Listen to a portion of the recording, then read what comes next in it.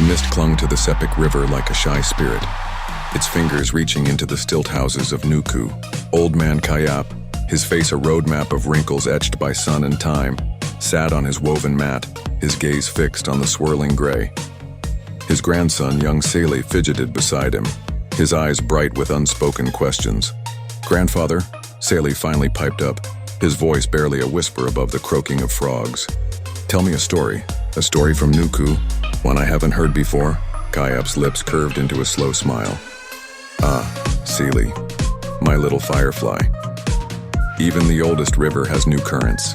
Tonight, I will tell you of the whispering orchid and the boy who listened. Long ago, before the missionaries came with their iron birds and their strange words, Nuku was a different place.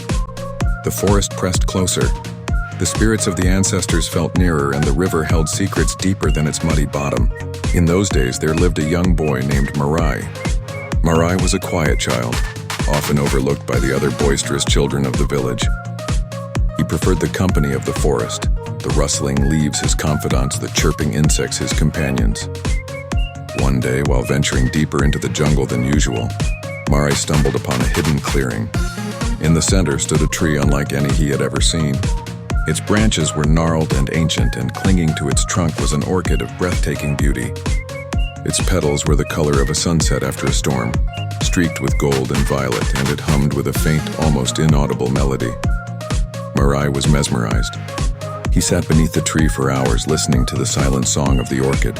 He felt a strange connection to it, as if it were whispering secrets only he could understand. He visited the orchid every day, sharing his small joys and sorrows. He learned that the orchid's song changed with the weather, with the passing of animals, with the rise and fall of the river. One year, the rains did not come. The gardens withered, the fish grew scarce, and a heavy silence fell over Nuku. Fear gnawed at the villagers. The elders consulted the spirits, but the spirits remained silent. Despair began to settle like the dust on the parched earth. Marai, seeing the worry on the faces of his family and neighbors, felt a pang in his young heart. He went to the whispering orchid. He sat beneath its browning leaves and listened with all his might. This time, the orchid's song was different. It was weak, almost a sigh, but within it, Marai discerned a pattern, a rhythm that echoed the flow of water. He listened intently day after day as the orchid's song grew fainter. Finally, he understood. The orchid was not just singing, it was remembering. It was remembering the path of the hidden spring, the one that had dried up generations ago. Marai, though small and quiet, now held a vital secret. He went to the village elders. At first, they dismissed his words. "A child's fancy," they murmured. "The orchid sings only to the wind." But Marai persisted. He described the rhythm of the orchid's song, the way it pulsed like a hidden heartbeat, and how it seemed to point towards the western hills.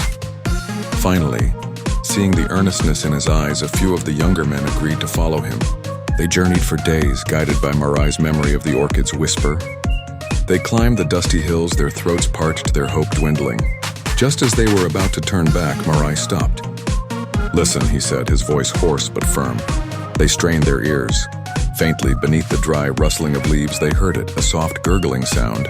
They dug where Marai indicated, their tools biting into the hard earth. And then, with a rush, water sprang forth, clear and life-giving. Joy erupted among the men. They rushed back to Nuku, their shouts echoing through the silent village. The spring was restored. The gardens were watered.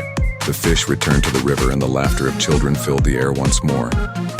The whispering orchid, though weakened by the drought, had saved them, and Marai, the quiet boy who listened, became a hero.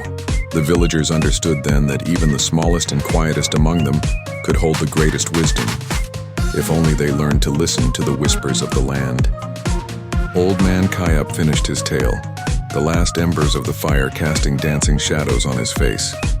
Sali's eyes were wide with wonder. "So, grandfather," he whispered, "does the whispering orchid still sing?" Kayap smiled. "The old tree is gone now, Sali, returned to the earth. But if you listen closely to the wind in the leaves, to the murmur of the river, to the rustling of the tall grasses, you might still hear its faint melody. For the whispers of Nuku are always there, waiting for those who have ears to hear." Sali snuggled closer to his grandfather. The sounds of the night no longer just the croaking of frogs, but the faint, magical whispers of his home. He knew then that the true stories